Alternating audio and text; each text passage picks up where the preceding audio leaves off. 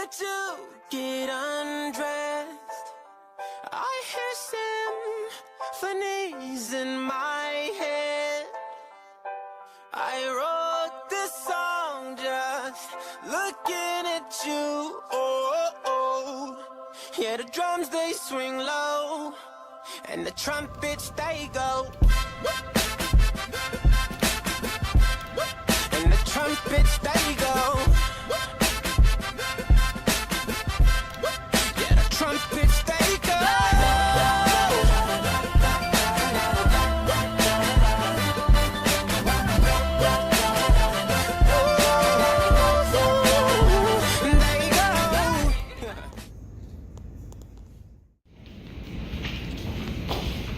Okay class, today we're gonna look at a binary counter using 4 JK flip-flops. This counter converts the user input over here into a binary representation using 4 LEDs that are connected to the Q output for each flip-flop. And then it also has a reset switch here that will set the counter to 0. Professor, what can this count up to? This one can count up to 9, and then it'll reset to 0 once you go past 9. Hi class, how's it going? Today we're going to talk about the JK flip-flop aspect of the circuit. So the JK flip-flops are really important because they're basically what allows the counter to work and the LED lights to have the correct output. So every time you press a button, it's fed into the clock input of the JK flip-flop, and then the output, the Q1, is going to be fed into the next clock input, and this is going to carry on throughout all of the JK flip-flops. And this is important because it staggers the output of the flip-flops in such a way that it will count in binary.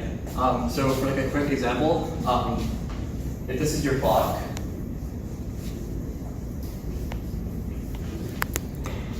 and then, so assuming that your JK flip-flops are positive edge triggered, which means that they are going to be triggered every time you have like an edge going from 0 to 1. What's going to happen is the output of the next flip-flop is going to follow something like this. So it's going to be triggered on the positive edge, and then it will go down on the next positive edge, and triggered like so. And then the next flip-flop is gonna do the same thing. So triggered like this. And if I was to continue this, like one more time, it would just like keep following this pattern. And that is really important because what's gonna happen is if this comes in like 0, 1, 0, 1, 0, 1, this is going to be like 0, 1, 0, 1, but it's going to be like the intervals, the frequency of the intervals is going to be half as much, and it's going to stagger it in such a way that you get a binary count. So like 0, 0, 0, 0, 0, 1, all the way down to 1, 1, 1.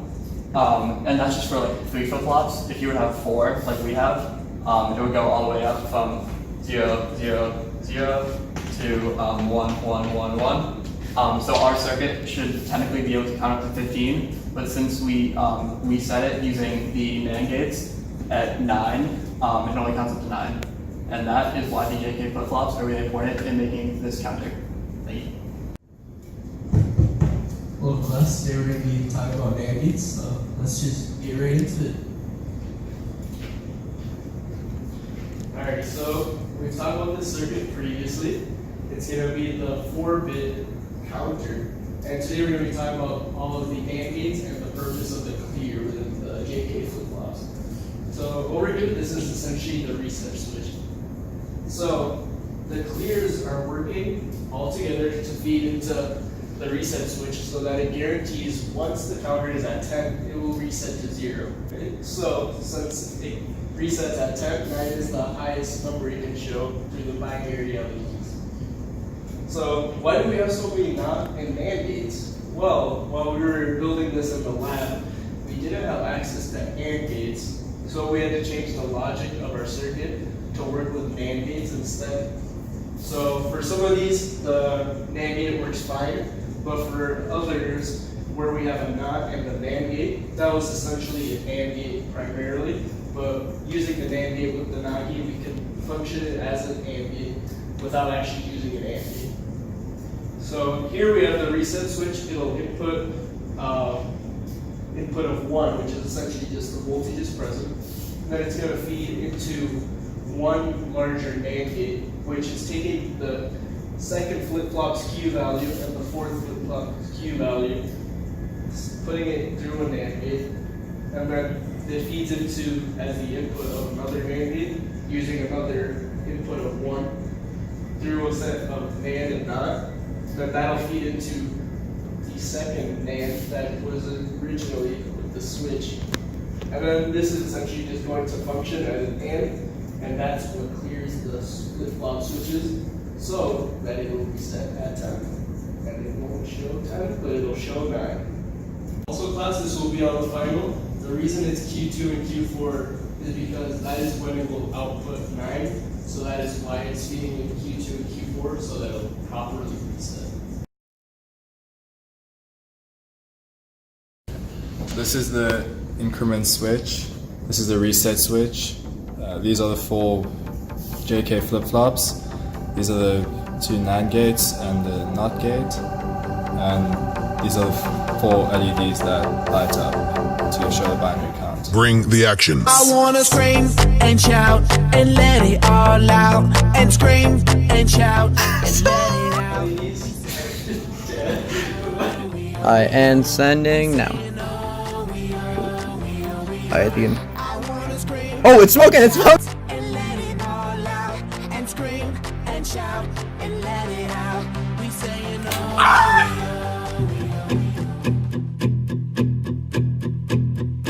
We're all falling and we need a place to hide.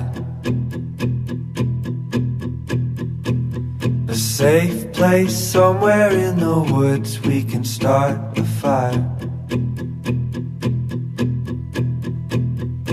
All we know is what will be our home. We will stay until the break of dawn.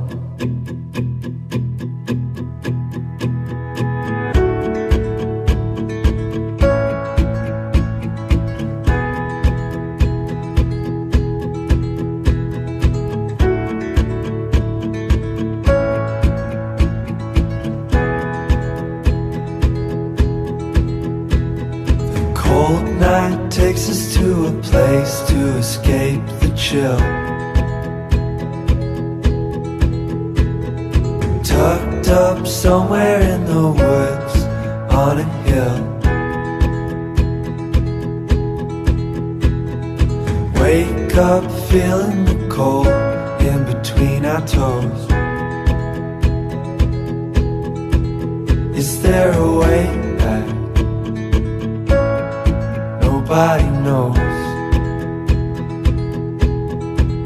And we leave it all behind. Can't you see? We need some time. And we all sit around the fire. We feel a little warmer now. And we all sit around the fire. We feel so much better now.